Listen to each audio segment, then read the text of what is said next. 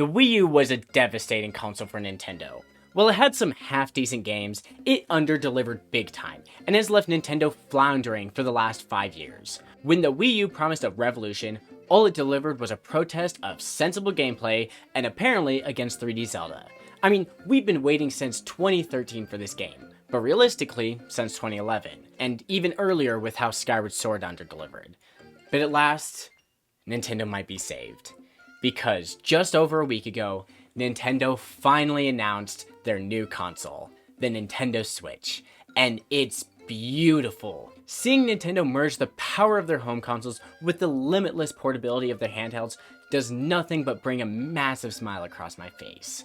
Now, I had some aspirations that the Wii U would largely be able to be used portably, but I was 90% wrong.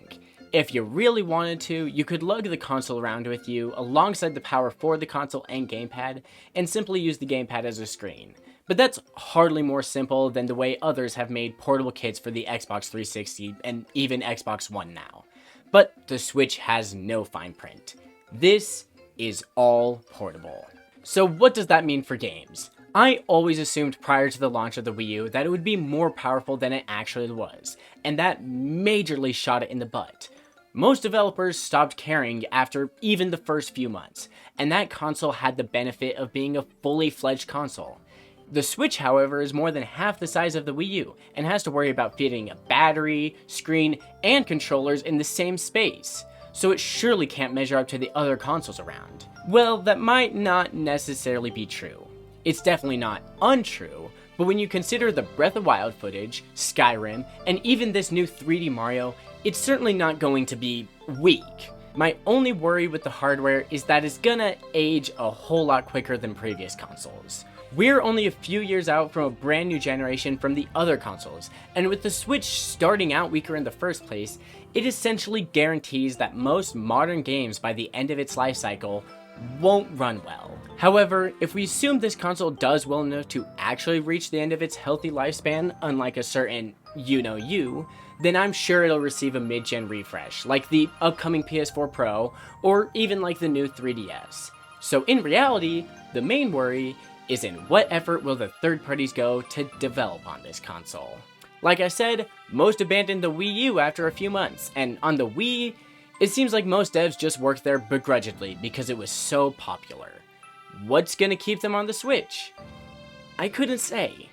Genuinely, I have no clue how it will turn. It seems pretty unlikely that we'd get games like Call of Duty on Nintendo anymore, but maybe like Skyrim we'll get games such as Fallout or GTA.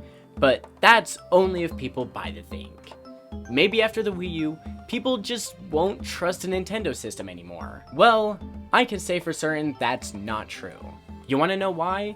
Because there's still people I know personally that don't even know the Wii U exists. At most, these people think it's an accessory for the Wii, but a lot of the time, these guys didn't even know it existed in the first place. Now, why should your Nan buy this Nintendo Switch doohickey?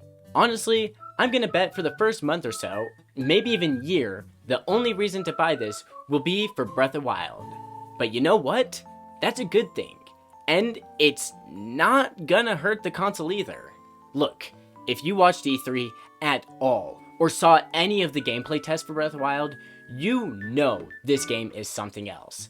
It's hard to even put to words, but this game is once in a generation, and people will buy the Switch just to play it.